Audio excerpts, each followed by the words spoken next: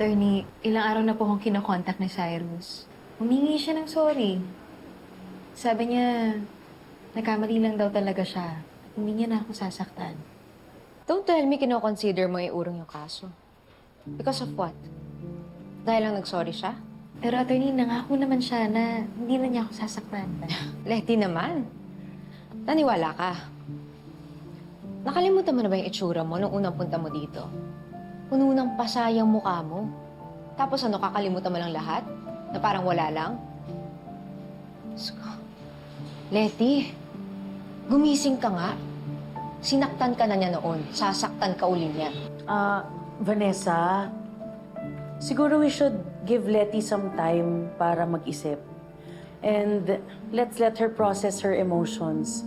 Huwag tayong magpapadala sa personal nating pinagdadaanan. I thought I raised you to be better than me. Akala ko hindi ka tutulad sa akin na mambababae. Dad, I swear, walang namamagitan sa amin ni Trixie. Marco, lalaki tayo pareho. Aminin natin, tao lang tayo, natutukso. Maganda si Trixie, sexy. Well, Dad, hindi ako interesado. Na-witness ko kung paano naapektuhan ng mga affairs niyo yung pamilya natin. Nandun ako, kasama ko nun si Mama, nakita ko yung pinagdadaanan niya. Kahit kami ni Lexie, apektado. Sorry, anak. Look, ayoko mangyari yun kila Mikay at Luigi. I just want them to have a complete and happy family. Well, magkaibang magkaiba si Sylvia at si Vanessa. Yung mami mo, mas pipiliin niyang miserable kami together kesa makuha ko ng ibang babae. I don't think ganun si Vanessa. Kapag nalaman niyang niloko mo siya, kaya kanyang hiwalayan. Vanessa, pwede ba kita makausap? About what? Tukol sa'yo.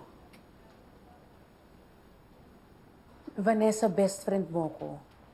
Kaya ako lang magsasabi nito sa'yo. I haven't been happy with how you've been working the past days. The client should feel safe.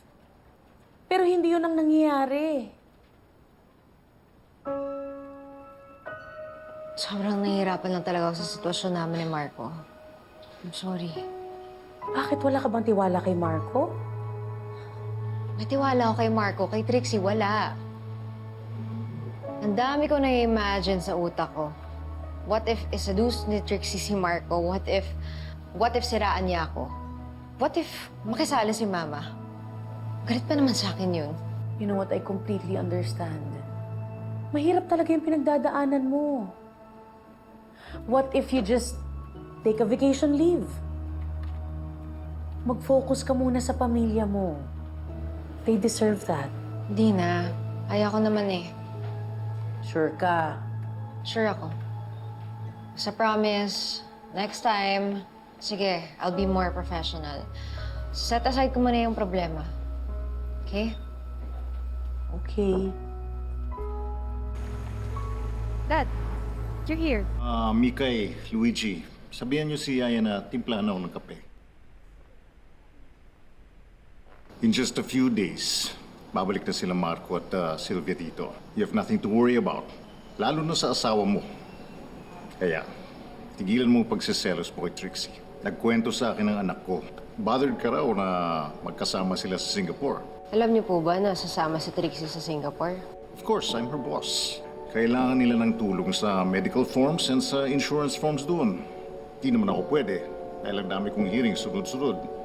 Kaya pinasama ko na si Trixie. Why her? Sa dami po ng lawyers sa office, bakit yung ex pa ni Marco? Yung ex na nambubulabog sa amin ng kapatid ko. It's just work. Ang hirap sa'yo, pinipersonal mo. Because it's personal to me, Dad. Yung relasyon namin ni Marco yung naapektuhan eh. Kung forms at insurance lang, pwede naman sa iba na lang inutos. O pwede sa akin na lang, Dad. Ikaw? Ikaw ang dahilan kung bakit inatake sa puso si Sylvia. Are you blaming me for what happened to Mama? Vanessa, that's not what I meant. Dad, di ko naman ginusto yung nangyari kay Mami.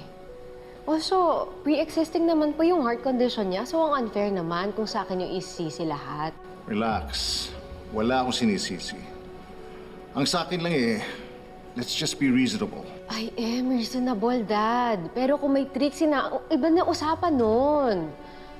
Dad, alam niyo naman kung gaano kagigil sa akin yung babaeng yun eh. She will do everything to make me miserable. Wala na tayong magagawa. Nandun na sila. Sylvia needs Marco at this time. At hindi makakatulong na ma-stress si Marco sa pagsiselos mo.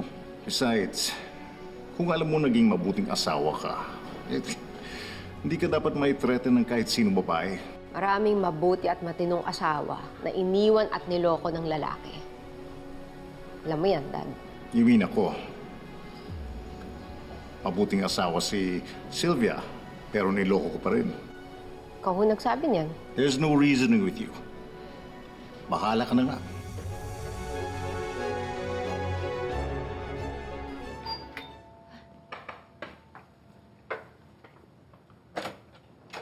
Tita! Hello. Oh, how are things with you and my son? By the end of this trip, we'll be best friends. Best friends lang? Akala ko ba mahal mo yung anak ko? Yes, tita. Kaso hindi talaga siya interesado sa akin. Kada kita na lang namin, wala siyang ibang bukang bibig kundi si Vanessa, Vanessa, Vanessa. Isa pang marinig ko yung pangalan ng babaeng yan, ako masasampal ko na yung bibig ni Marco. At dahil lang dyan, susuko ka na. Di nga ba ang sabi sa Biblia? Blessed is he who perseveres under trial. For once approved, he shall receive the crown of life. Believe me, Trixie, Marco is worth it. You want more snacks, tita?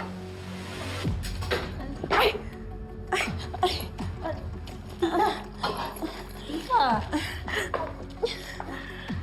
Aka na yan! Why do you have so many condoms? Hindi. Aka na nga. Ako, don't tell me. Active pa kayo sa sex life nyo. Pero wait, di ba wala dito si Tito Carlito? Huh? So, who's the blessed one? Bigay lang kasi sa akin to nung nurse.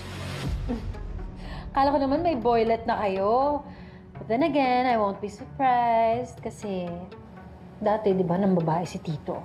Di bawi-bawi lang. Alam mo, wag mo nang problemahin yung sex life ko. Problemahin mo yung sayo.